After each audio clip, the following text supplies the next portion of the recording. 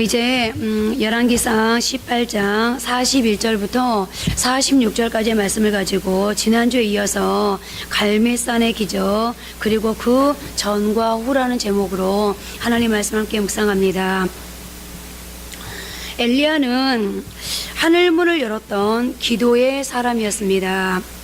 그가 기도할 때 하나님은 하늘에서 불을 내려주셨고 하늘에서 불이 임하는 것을 체험한 엘리야는 이제 비를 내려달라고 기도합니다. 그리고 하나님은 3년 6개월 동안 닫혔던 하늘문을 열어 비를 내려주셨는데요. 세상 사람들이 볼 때 엘리야에게는 가진 것이 아무것도 없었습니다. 그런데 엘리야가 850대 1이라는 영적 전투에서 승리합니다. 모든 것을 가진 아합 왕과의 전투에서 말입니다. 그야말로 엘리야는 아합 왕이 갖지 못한 것을 가졌습니다. 바알 선지자와 아세라 선지자가 갖지 못한 것을 가졌고 세상 사람들이 갖지 못한 것을 가졌습니다. 그리고 그것은 바로 하늘문을 여는 천국 열쇠였습니다. 예수님은 베드로의 신앙 고백을 들으신 후에 그에게 천국 열쇠를 주시면서 땅에서 매면 하늘에서도 매이고 땅에서 풀면 하늘에서도 풀리게 하는 것이 천국 열쇠라고 설명해 주셨습니다. 그리고 이 천국 열쇠는 베드로뿐만 아니라 오늘 엘리야뿐만 아니라 베드로처럼 신앙을 고백하는 우리 모든 그리스도인들에게 똑같이 주어졌는데요. 오늘 엘리야는 우리에게 이 천국 열쇠가 바로 기도라는 것을 가르쳐주고 있습니다. 그렇습니다. 우리는 세상이 소유할 수 없는 천국 열쇠를 하늘문을 열기도 하고 닫을 수 있는 천국 열쇠를 소유했습니다. 또한 예수님의 이름으로 기도하면 그분께서 행하시겠다고 약속하신 예수님 이름의 천국 열쇠를 소유했습니다. 그리고 오늘 우리는 엘리야에게서 천국 열쇠인 기도의 열쇠를 어떻게 사용하는가를 배워보려고 하는데요. 그런데 여기서 그냥 지나칠 수 없는 궁금증이 하나 있습니다. 왜 엘리야가 하나님께 비를 달라고 바로 기도하지 않고 갈멜산에서 영적 전투를 치러야 했을까?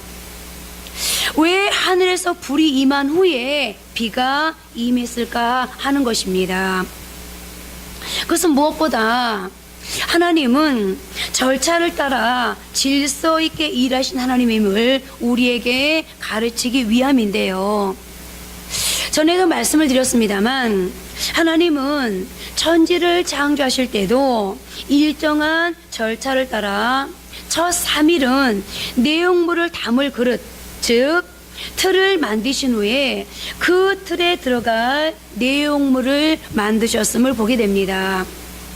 그리고 그 모든 것을 다 창조하신 후에 그것들을 다스릴 사람을 만드셨습니다. 무슨 말입니까? 우리는 서둘러 결과를 생각하지만 하나님은 모든 과정을 더 소중히 여기신다는 것입니다. 여러분, 마귀가 예수님을 유혹할 때 사용했던 방법이 무엇이었습니까? 먼저 돌로 떡을 만들라는 것이었습니다. 과정을 무시하고 결과를 만들라는 것입니다. 그리고 자신에게 한 번 절하면 세상 모든 영광을 주겠다고 유혹했습니다. 마귀의 유혹은 속도, 즉 모든 수단과 방법을 동원해서 결과를 만들겠다는 것입니다. 그러나 하나님은 속도보다 방향을 중요하게 생각하십니다. 그래서 하나님은 뜻을 정하시지만 서두르지 않고 그 뜻을 서서히 이루어 가십니다. 하나님의 약속은 반드시 이루어지지만 일정한 절차와 질서를 따른다는 것입니다. 그러므로 우리는 무엇보다 하나님이 일하시는 패턴을 읽을 수 있어야 합니다. 통찰력이란 이 패턴을 읽는 능력을 말하는데요. 우리는 오늘 엘리야의 생애에도 일정한 패턴이 있음을 발견하게 됩니다. 첫째, 하나님께서는 하나님의 성취하실 일을 우선 먼저 약속하셨다는 것입니다. 둘째는 그 약속을 성취하기까지 기다림의 시간이 있다는 것이고, 셋째는 약속한 것을 이루기 전에 먼저 지난주에 말씀을 드렸던 것처럼 준비시키시고, 넷째는 약속한 것이 이루어지도록 기도하게 하시고, 다섯째로 드디어 하나님의 때가 찼을 때 약속한 것을 이루신다는 것입니다. 그렇습니다. 절대 주권자 되신 하나님은 그 절대 주권을 따라 일하십니다. 그런 하나님은 가능한 한 일정한 패턴을 따르십니다. 이건 하나님이 자신도 그러셨고 하나님의 백성들에게도, 하나님이 쓰시는 하나님의 사람들에게도 이 패턴은 여전히 일정하게 흘러가고 있는데요. 그래서 우리가 하나님이 일하시는 패턴을 알면 하나님의 리듬과 더불어 일할 수 있고, 그때 우리에게는 실수와 실패를 줄일 수 있는 진정한 승리자의 삶이 주어질 수 있다는 것인데요. 하나님은 오늘 엘리야에게도 먼저 비를 약속하셨습니다. 그리 시내가와 사르와 과부의 집에서는 기다리게 하셨습니다. 그리고 그 기다림의 시간에 그를 준비시키셨고, 그가 준비되었을 때 비로소 하나님은 그를 드러내어 갈멜산의 기도를, 그리고 오늘 하늘문을 여는 기도를 통해서 기적의 사람이 되게 하셨습니다. 그야말로 그의 그 기도가 하나님의 때가 참에 마침내 불로 비로 응답되어졌던 것인데요. 자, 이제부터 엘리야가 드렸던, 그러므로 기적을 가능하게 했던 그 기도의 특징을 몇 가지로 살펴보면서 오늘 우리가 어떻게 기도할 때 우리에게도, 나에게도 하늘문이 열리는 비의 기적이 가능할지, 그의 기도 속에서 그 비밀을 배워보도록 하겠습니다. 첫째, 그의 기도는 믿음으로 선포한 후에 드리는 기도였다는 것입니다. 우리가 오늘 엘리야의 생애 가운데서 발견할 수 있는 것은 그에게는 늘 믿음의 선포와 기도가 함께 균형을 이루면서 가고 있다는 것을 발견하게 되는데요. 우선 그는 아합 왕을 처음 만났을 때 비와 이슬이 내리지 않을 것을 선포하고, 갈멜산의 전투 앞에서는 불로 응답하는 신이 참 신이라고, 즉 하나님이 참 신이시라고 선포합니다. 그야말로 그의 기도는 선포 기도였는데요. 그런데 문제는 이렇게 선포하기 위해서는 무엇보다도 믿음이, 그것도 확고한 믿음이 필요하다는 겁니다. 여러분 생각해 보십시오. 아직 일어나지 않을 일을 이미 일어난 일인 것처럼 선포한다는 것은 결코 쉬운 일이 아닙니다. 만약에 아직 일어나지도 않은 일을 마치 이미 일어난 일인 것처럼 선포한다면, 그럼 우리의 마음속에서 나를 향해서 속삭이는 소리가 있죠. 야, 그렇게 안 되면 어떡해? 안 되면 어떡하려고 그래? 어떻게 책임지려고 그래? 부끄러움 당하면 어떡해? 창피함 당하면 어떡해? 이렇게 우리 안에서 속삭이는 소리가 있습니다. 그래서 우리는 그 소리 때문에 마음 한구석에서는 선포해, 선포하고 기도해, 선포하면 그대로 돼. 믿음 있는 사람은 선포해야 돼 라고 또 한 소리가 우리에게 계속 썩여오지만 그 반대의 또 한 소리 때문에 감히 선포하지 못하는 그런 삶을 살아가는데요. 어찌되었든 우리가 선포하고 기도한다는 것은 대단한 믿음, 즉 하나님을 온전히 신뢰하지 않고서는 그렇게 할 수 없다는 겁니다. 그러니까 만약에 누군가가 저는 이렇게 될 걸 믿습니다, 그렇게 될 겁니다 라고 선포하고 기도한다는 것은 그 사람이야말로 온전히 하나님을 신뢰하고 있다는 증거이고 믿음의 결과인 것입니다. 오늘 엘리야를 보십시오. 그는 아합 왕에게 이제 큰 비가 올 것이라고 선포하고 있습니다. 하늘은 맑습니다. 지난 3년 6개월 동안 단 한 번도 비가 온 적이 없습니다. 그런데 그는 하나님의 약속에서 큰 빗소리를 들었습니다. 그리고 그는 의심 없이 선포합니다. 하나님을, 그리고 이미 주신 하나님의 약속을 신뢰했기 때문에 가능한 믿음의 행동이었습니다. 그렇습니다. 예수님도 사역을 감당하실 때 선포하심으로 일하셨습니다. 그리고 믿음으로 선포하는 능력에 대해 이렇게 가르쳐 주셨습니다. 내가 진실로 너희에게 이르노니 누구든지 이 산더러 들려 바다에 던져지라며 그 말하는 것이 이루어질 줄 믿고 마음에 의심하지 아니하면 그대로 되리라. 누구든지 이 산더러 들려 바다에 던져지라 하며 그 말하는 것이 이루어질 줄 믿고 마음에 의심하지 아니하면 어떻게 되리라? 그대로 되리라. 여러분, 산이 들려서 바다에 던져진다는 거, 여러분들 이것이 어떻게 가능한 일입니까? 그런데 하나님께서 하실 것을 믿고 선포하고 그리고 그대로 될 걸 믿으면 어떻게 된다는 거죠? 그대로 되어진다는 겁니다. 그것은 하나님도 마찬가지였습니다. 하나님도 말씀을 선포하심으로 천지를 창조하셨습니다.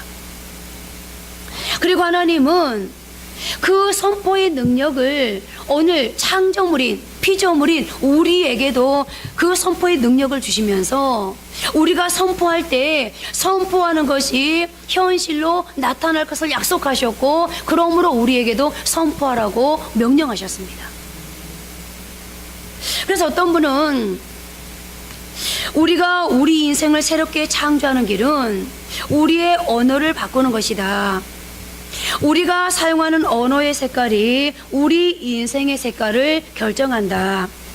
부정적인 언어를 사용하면 부정적이 되고 원망과 불평의 언어를 사용하면 인생의 색깔이 어두워진다. 반면에 긍정적인 언어, 믿음의 언어를 사용하면 인생이 긍정적이 된다. 감사와 긍정의 언어를 사용하면 인생의 색깔이 점점 밝아진다 라고 말했습니다. 오늘 엘리야는 자신의 생각이나 느낌 또는 신념을 선포하지 않았습니다. 오직 하나님이 자신에게 주신 내가 비를 지면에 내리리라 라고 약속하신 그 말씀을 붙잡고 그 약속의 근거에서 선포한 것입니다. 그리고 그의 그 확신에 찬 긍정의 언어는 결국 하늘 문이 열리고 비가 내리는 기적으로 이어졌습니다. 둘째로 엘리야의 기도는 겸손의 기도였다는 것입니다. 엘리야의 기도한 자세를 통해 우리는 그가 하나님께 얼마나 겸손히 엎드리고 있는가를 알 수 있는데요. 오늘 본문 42절 중하 한 절입니다. 엘리야가 갈멜산 꼭대기로 올라가서 땅에 꿇어 엎드려 그의 얼굴을 무릎 사이에 넣고 자신을 완전히 낮춘 자세임을 알 수 있습니다. 제가 이 말씀을 준비하다가 한번 실천해 봤습니다. 무릎을 꿇고요, 그 속에 얼굴을 집어넣어 봤더니 뱃살이 쪄서 그런지요, 너무너무 힘들더라고요. 아니, 그렇게 힘든 자세를 하고 어떻게 간절히, 그것도 사완이 7번 어떤 비 오는 징조가 없나라고 확인할 때까지 기도를 할 수 있었는지 도무지 이해할 수가 없었습니다. 무릎을 꿇고 얼굴을 수저받고 좀 앉아있다가 너무 힘드니까 좀 풀었다가 또 해봤다가 계속 해봤거든요. 그러면서 제가 느낄 수 있었던 건요, 아, 엘리야가 이렇게 할 수 있었던 것은 정말로 절박했구나.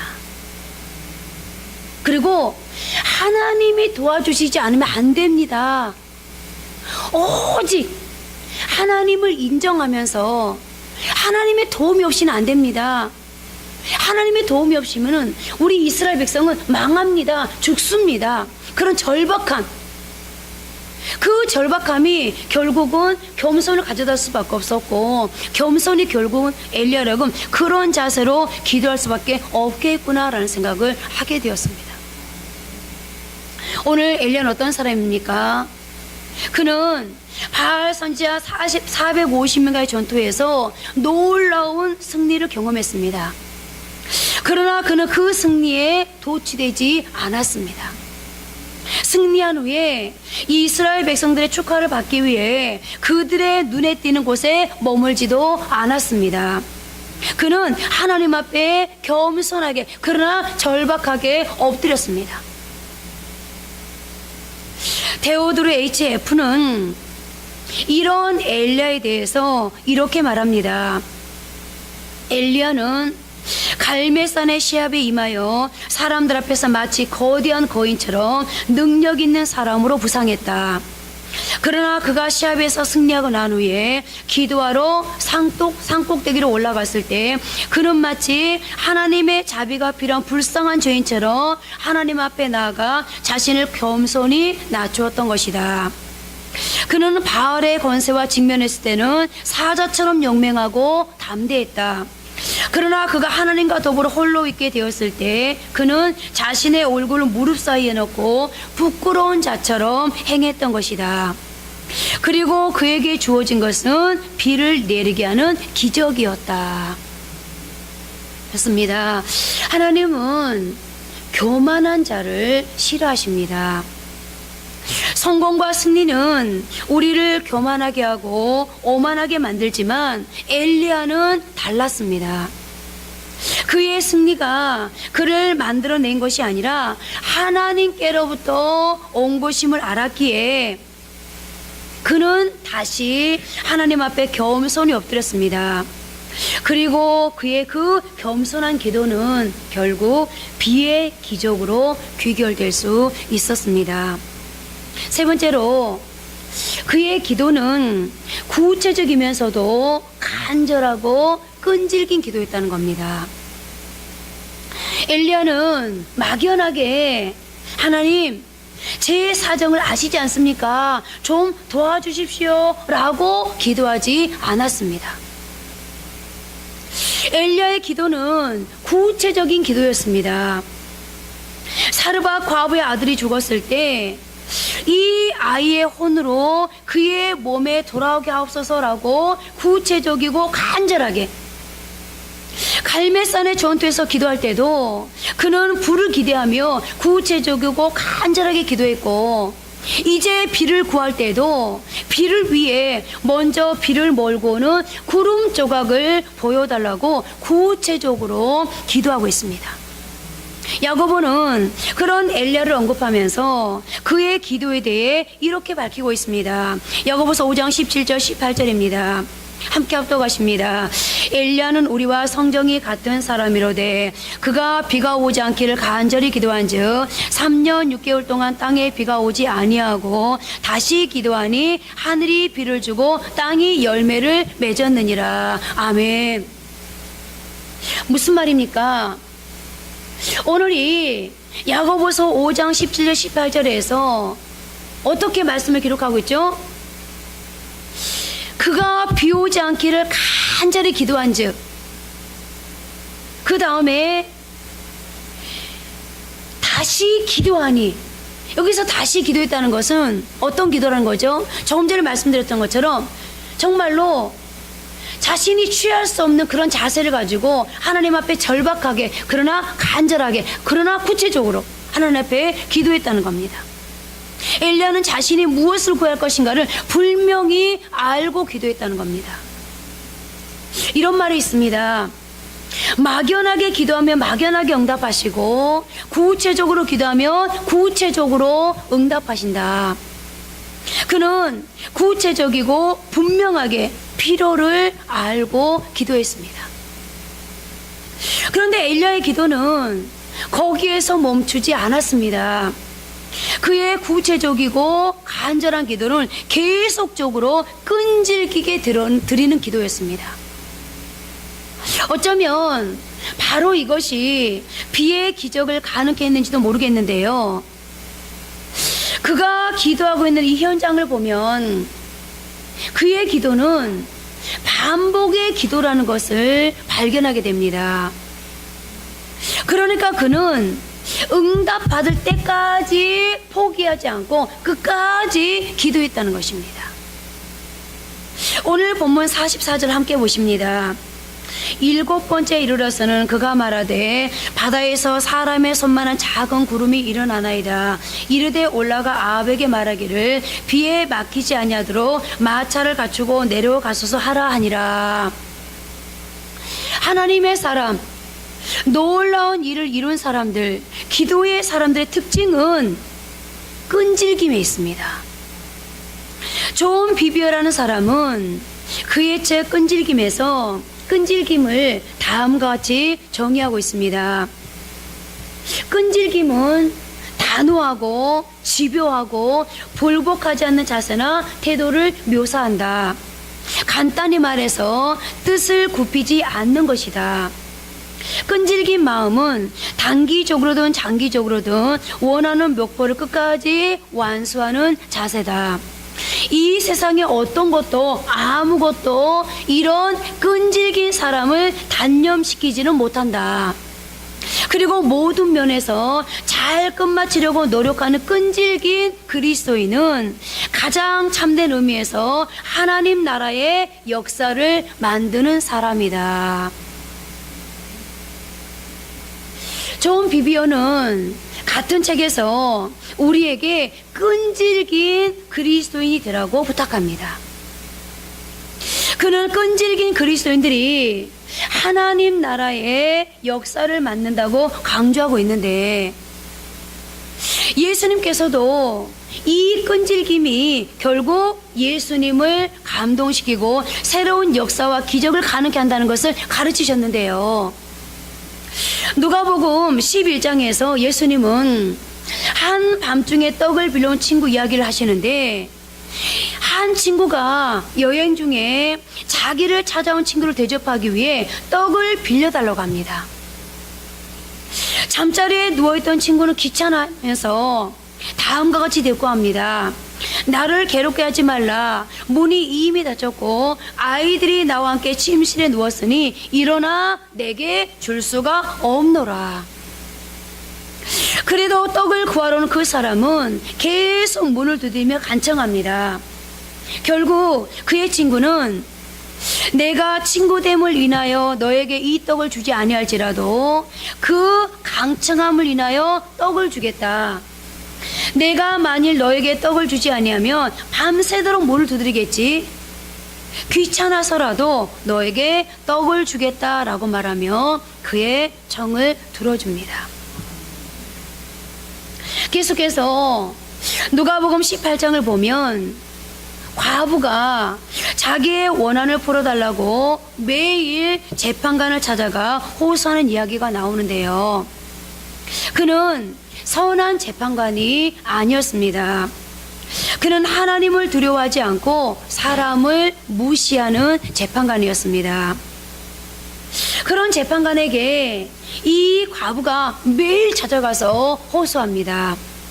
그 재판관은 의를 위해서 변호해 줄 생각은 없었지만 이 가부가 나를 번거롭게 하니 내가 그 원한을 풀어주리라. 그렇지 않으면 늘 와서 나를 괴롭게 하리라 라고 말하며 그 과부의 정을 들어주었습니다. 예수님께서 이 비유를 말씀하시면서 다음과 같은 결론을 맺고 있습니다. 불의한 재판장이 말한 것을 들으라. 하물며 하나님께서 그 밤낮 부르짖는 자들의 원한을 풀어주지 아니하시겠느냐, 그들에게 오래 참으시겠느냐라고 말입니다. 그렇습니다. 예수님께서는 이 끈질김은 그리스도인들에게 모든 영역에 통한다는 사실을 말씀하고 있는 것입니다. 그리고 이 끈질김이라는 것은 계속해서 반복하는 것이고, 끈질김의 능력은 반복을 통해 축적됩니다. 그러다가 이 끈질김을 통해서 축적되어진 어떤 기도가 있다면 그 기도는 어느 기간이 되면 이 반복되고 그러므로 축적된 것들 위에 순식간에 놀라운 일들이 일어나게 합니다. 그러므로 이제 우리는 기도할 때 낙심하지 말아야 합니다. 하나님의 축복을 바로 눈앞에 두고 포기하지 말아야 합니다. 성공과 실패의 차이, 승리와 패배의 차이, 기도 응답을 받는 것과 응답받지 못하는 것의 차이, 무언가를 성취하느냐 성취하지 못하느냐의 차이는 크지 않는 것에 있습니다. 한 번 더 시도하는 것이 중요합니다. 갈라디아서 6장 9절은 그런 사람들에게 이런 약속을 하고 있습니다. 우리가 선을 행하되 낙심하지 말지니 포기하지 아니하면 때가 이름에 거두리라. 오늘 엘리야의 기도가 바로 그 끈질긴 기도였습니다. 하나님께서 비를 내리실 것이라는 약속을 주셨음에도 마음 푹 놓고 나태하게 있는 것이 아니라 목이 타는 간절한 기도를 했습니다. 그리하여 능력의 사람, 기적을 낳는 위대한 사람이 될 수 있었습니다. 여러분, 기적의 사람은, 하나님의 능력을 땅으로 끌어올 수 있는 사람은, 기적을 낳는 위대한 사람은 아무나 되지 않습니다. 여러분, 오늘 여러분들도 이 기적의 능력을, 기적의 축복을 사모하고 있지 않습니까? 그렇다면 우리는 어떻게 기도해야 되겠습니까? 구체적으로 간절하게, 그러나 끈질기게 기도하는 삶이 되어야 됩니다. 우리도 엘리야처럼 끝까지, 응답이 있을 때까지 기도하는 기도의 사람들이 되어지기를 바랍니다. 오늘 떡을 간청하는 친구처럼, 끈질기게 부탁하는 과부처럼 끝까지 인내하면서 응답받을 때까지 자리를 뜨지 않고 한 번 더 시도하는 부르짖음, 그 부르짖음은 반드시 우리에게도 응답의 축복으로 다가올 것입니다. 이스라엘 백성들이 여리고를 들어올 때 12바퀴를 돌았음에도 불구하고 아무런 징조도 보이지 않았습니다. 그러나 그들이 하나님의 명령하신 그대로 끝까지 13바퀴를 돌았을 때, 그리고 그 명령에 따라서 음성으로 소리를 질렀을 때 비로소 여리고성은 무너졌습니다. 여러분들이 기도하되 간절히 그리고 끈질기게 끝까지 기도한다면 여러분들에게도 오늘 엘리야의 기적은 찾아오지 않겠습니까? 여러분들이 기적을 바란다면, 하나님으로부터 임하는 불의 축복, 비의 축복을 기대한다면 이제 여러분들도 간절하게 그러나 끈질기게 끝까지 기도할 수 있는 기도의 사람들이 되어지길 바랍니다. 네 번째로, 그는 작은 징조를 바라보는 믿음의 눈을 가지고 기도했습니다. 엘리야가 기도했지만 처음에는 아무것도 보이지 않았습니다. 그러나 그는 포기하지 않고 계속 기도했습니다. 그러나 그때에도 손바닥만한 작은 구름 조각만 보일 뿐이었습니다. 그러나 이 손바닥만한 작은 구름이야말로 위대한 능력의 역사를 가져오는 출발점이 된다는 사실을 여러분들 아십니까? 겨자씨만한 믿음, 이 조그만 씨 하나 정도의 믿음이 커다란 산을 움직이신다는 사실을 믿으십니까? 이 조그마한 것이 위대한 역사의 출발점이 될 수 있다는 것을 오늘 성경은 우리에게 가르쳐주고 있는데요.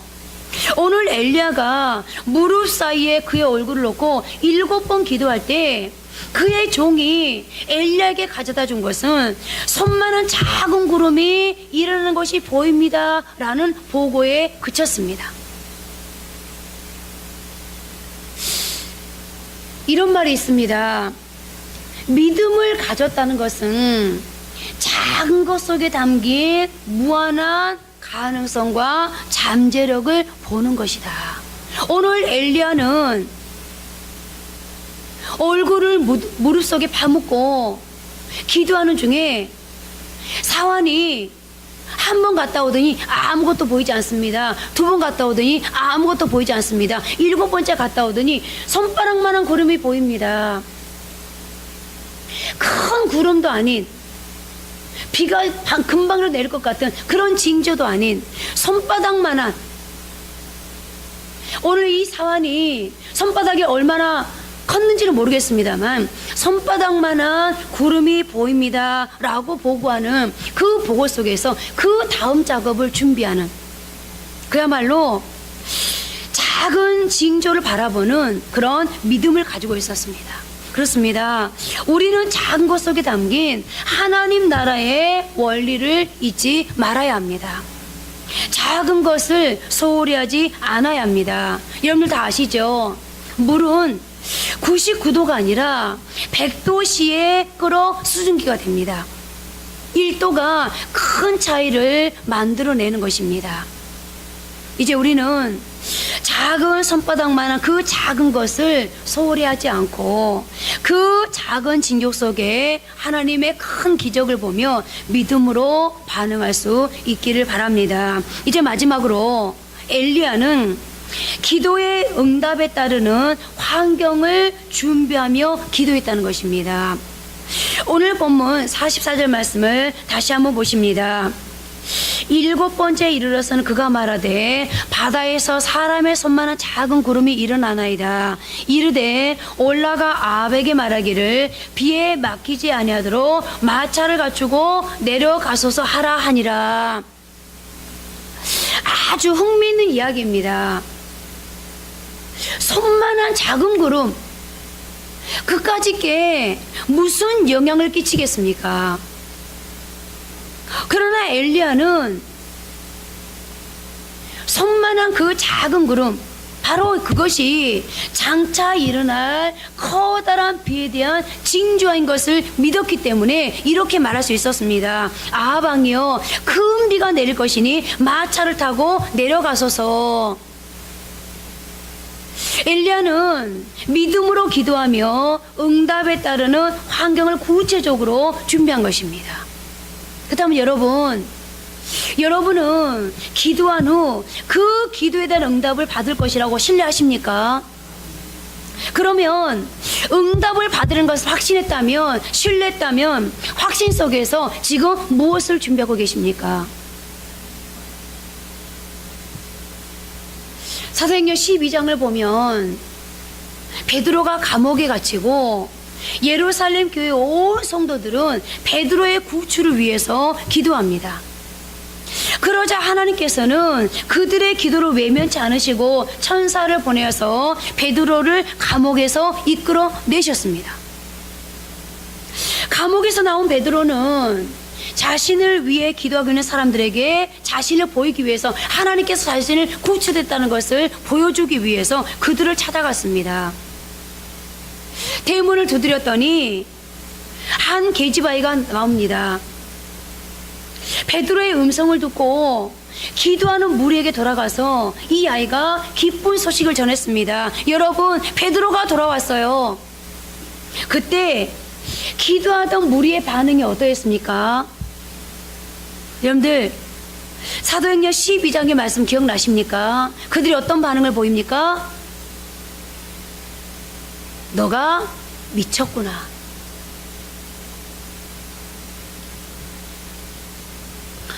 베드로의 구출을 위해서 간절히 기도했던 사람들이 베드로가 돌아왔다는 소식에 너가 미쳤구나, 미쳤다고 반응합니다.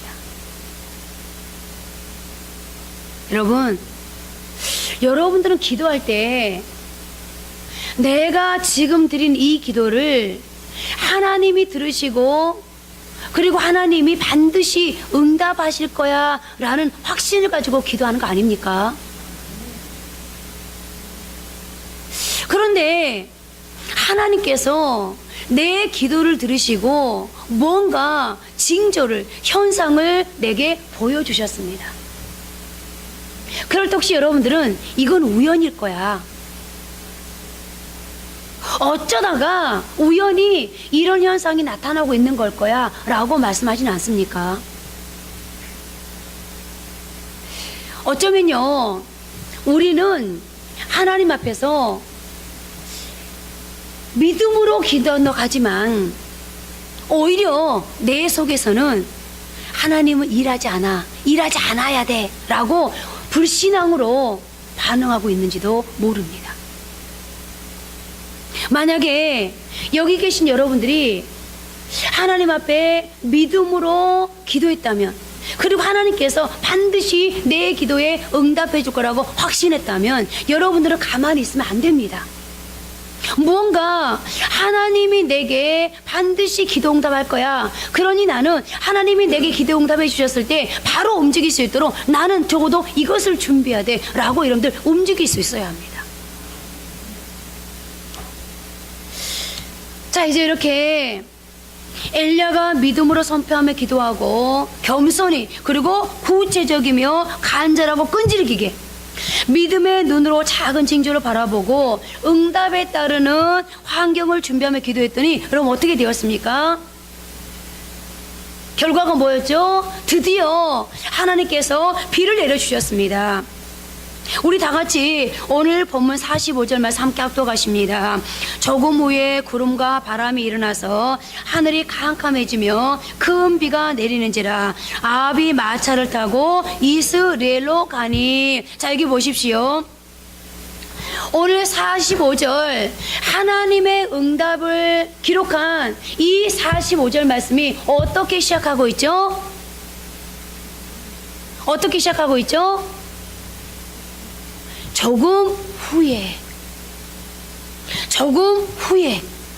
여러분, 여러분이 믿음을 가지고 하나님을 신뢰하면서 기도한다면 오늘 여러분들에게도 조금 후에, 잠시 후에 구름과 바람이 일어나서 큰 비가 내리는, 여기 구름과 바람이 일어나서 이 말은 무슨 말이에요? 손바닥만한 구름이었는데 믿고 계속해서 끈질기게 하나님 앞에 기도했더니 어떤 현상이 나타나기 시작해요? 손바닥만 작은 구름이었는데 그것이 구름과 바람으로 바뀌는 거예요. 구름과 바람으로 바뀌더니 드디어 뭐가 됩니까? 큰 비가 내리는 기적이 이제 드디어 나타나기 시작하고 있는 겁니다. 여러분, 여러분들이 하나님 앞에 기도하면서 구체적으로 간절히 그러나 끈질기게 기도하면 여러분들에게 오늘 이 45절의 말씀을 시작하면서 조금 후에, 잠시 후에 구름과 바람이 일어나서 큰 비가 내린지라 여러분들에게 이 조금 후에가, 잠시 후에가 언제가 될지 모르는 거예요. 그래서 우리는 언제가 될지 모르기 때문에 나의 기도가 내일이 될지 모레가 될지 한 달 후가 될지 언제가 될지 모르기 때문에 그때는 내가 알고 있는 것이 아니라 오직 하나님만 알고 있기 때문에 우리는 뭐 해야 돼요? 계속해서 하나님 앞에 기도해야 되는 겁니다. 그런데 여기서 우리가 간과할 수 없는 것이 있습니다. 하나님은 이처럼 기도하는 엘리야의 기도에 응답해 주셨는데, 엘리야가 기도할 때 뭐라고 기도했습니까? 이 땅에 비를 내려 주십시오 라고 기도했습니다. 그런데 하나님은, 엘리야는 이 땅에 비를 내려 주십시오 라고 기도했는데, 하나님께서 엘리야에게 조금 후에 응답을 내려주실 때는 어떻게 내려주셨습니까? 큰 비를 내려주셨습니다. 하나님의 이 풍성한 응답, 기대 이상으로 이루어 주신 하나님, 내가 원하는 것 이상으로 역사하시는 하나님의 위대하심, 만물을 솟아있게 하신 하나님이 오늘 엘리야에게 이렇게 응답했다면, 오늘 여러분, 하나님은 엘리야의 하나님만 되시겠습니까? 오늘 저와 여러분 하나님이 되시고, 오늘 저와 여러분의 기도를 듣고 계시고, 그러나 간절하게 끈질기게 끝까지 기도하는 사람들에게 하나님은 오늘 이렇게 기도의 응답만 해주실 뿐만 아니라 더 큰 것으로, 내가 기대하지 못했던, 상상하지 못했던 것으로 하나님은 우리에게 채워주신다는 겁니다. 이제 말씀을 맺겠습니다. 엘리야는 갈멜산의 불의 기적을, 하늘문을 열어 비의 기적을 가져온 사람이었습니다. 그러나 그가 처음부터 이런 기적의 사람인 것은 아니었습니다. 그에게도 내공을 쌓아야 하는 인격 훈련의 시간이 있었고, 기다림의 시간이 있었으며, 위기의 순간이 있었습니다. 그러나 결국 그는 기적의 사람이 되었습니다.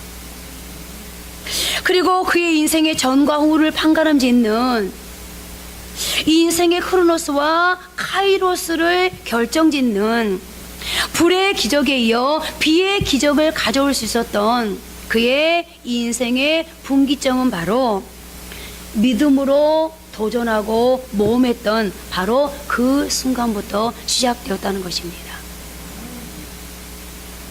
그리고 그 도전과 모험을 가능케 했던 것은 하나님을 신뢰하는 믿음이 가져온 결과였습니다. 여러분들 보십시오. 우리는요, 신앙생활 하면서 항상 어디에만 우리의 시선이 가 있습니까? 기적에만 가 있어요.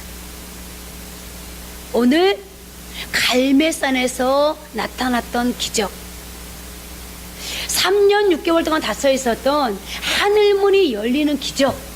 그런데 여러분들, 그 기적의 자리로 갔던 과정을 한번 가만히 묵상해 보세요. 다시 한번 시간을 되돌려서 오늘 엘리야가 갈멜산의 기적의 자리에 있었던 그 이전에 어떤 과정이 있었는지를 생각해 보세요. 오늘 갈멜산의 기적과 이 하늘문이 열리는 기적, 그 앞에는 뭐가 있었죠? 엘리야의 크로노스와 카이로스 중간에는 갈멜산의 기적이 있었던 게 아니에요. 엘리야의 인격을 바꾸고, 엘리야의 인생을 바꾸고, 엘리야의 인생에 역전을 가져줬던 사건은 갈멜산의 기적이 아닙니다. 그 전에 있었던 뭐였죠?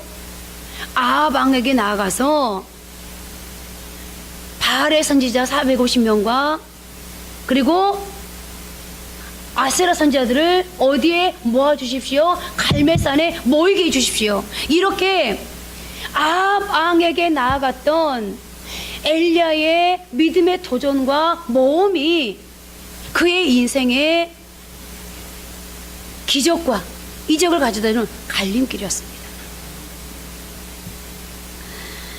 뿐만 아니라 그는 천국 열쇠를 가진 사람이었고, 그는 자신이 가지고 있는 천국 열쇠, 하늘문을 열기도 하고 닫기도 하는 천국 열쇠, 그 기도의 열쇠를 통해 온 나라와 백성들을 기근에서 벗어나 풍성한 삶으로 인도한 사람이었습니다.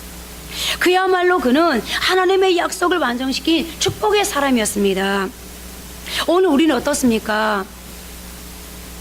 내 인생의 전과 후를 말해줄 수 있는 내 인생의 크로노스를 카이로스로 바꿔 놓을 수 있는, 우리가 그렇게 소원하는 불의 기적, 비의 기적을 불러올 수 있는 믿음의 도전과 모험이 있습니까? 내 힘, 내 실력이 아니라 온전히 하나님을 신뢰하고 의지하면서 진정으로 신앙의 모험을 하실 수 있으십니까? 하늘문을 열고 닫을 수 있는 천국 열쇠가 바로 나의 것이라고 믿고 구체적이고 간절하며 끈질기게 기도하고 계십니까? 우리는 말합니다. 나는요, 가진 게 아무것도 없어요. 이것도 없고요, 저것도 없고요, 이것도 안 되고요, 저것도 안 되고요, 이런 조건도 안 되고 저런 조건도 안 되고요. 그런데 여러분, 성경을 보십시오. 신앙의 선배들이 많은 것을 가지고 있어서 조건이 완벽해서 또 다른 사람들에게 인생의 기적을 가져다주고, 또 다른 사람들에게 인생의 풍성함을 가져다주고, 또 다른 사람들에게 인생의 축복을 가져다준 게 아니었습니다. 그들에게는 아무것도 없었지만 한 가지 가진 게 있었습니다. 그것은 바로 천국 열쇠였습니다. 천국 열쇠를 가진 사람들이 다른 사람들에게 기적을 통로가 될 수 있고, 다른 사람들에게 축복을 가져다 줄 수 있고, 다른 사람들에게 풍성함을 가져다 줄 수 있습니다. 다른 사람들을 소생케 할 수 있습니다. 오늘 여러분, 만약에 오늘 저와 여러분이 하나님을, 살아계신 하나님으로 신뢰하고 하나님은 반드시 나를 책임져 줄 거라고 믿는다면, 그리고 그 믿음으로 도전할 수 있다면, 오늘 우리에게도 반드시 하나님의 카이로스의 증거인 불의 기적은 가능할 것입니다. 오늘 나에게도 하늘문을 열기도 하고 닫기도 할 수 있는 천국 열쇠가 있다고 믿는다면 우리는 기도할 수 있을 것입니다. 그리고 우리의 그 기도 응답하신 하나님으로 말미암아 모든 사람들을, 나뿐만 아니라 교회를, 그리고 우리 가정을, 사업장을, 그리고 직장을, 그리고 내가 배우고 있는 내 배움의 터전의 학교를, 그리고 내 주변에 있는 수많은 사람들에게 기고로부터 벗어나 풍성케 하는 축복이, 하늘이 열리는 축복이 오늘 나를 통해서 있게 되어질 것입니다. 오늘 이런 나뿐만 아니라 내 주변의 모든 사람들에게 이 인생의 크로노스를 카이로스를 바꿔줄 수 있는, 기근을 소생케 하는 것으로, 풍성한 것으로 바꿔줄 수 있는 그런 능력 있는 사람들 되어지기를 주님의 이름으로 축복합니다. 이제 한번 기도하겠습니다. 우리는 2주간에 걸쳐서 엘리야의 갈멜산의 기적, 그 전과 후라는 제목을 가지고 말씀을 묵상했습니다. 오늘 여러분은 어떤 믿음을 가지고 계십니까? 나라면, 나뿐만 아니라 다른 사람들에게도 크로노스를 카이로스 되게 해줄 수 있어. 내가 가지고 있는 천국 열쇠라면 나뿐만 아니라 다른 사람들에게까지 기근을 멈추게 해줄 수 있어. 나뿐만 아니라 다른 사람들에게까지 불의 기적과 하늘문을 여는 비의 기적을 가져다 줄 수 있어 라고 믿고 계십니까?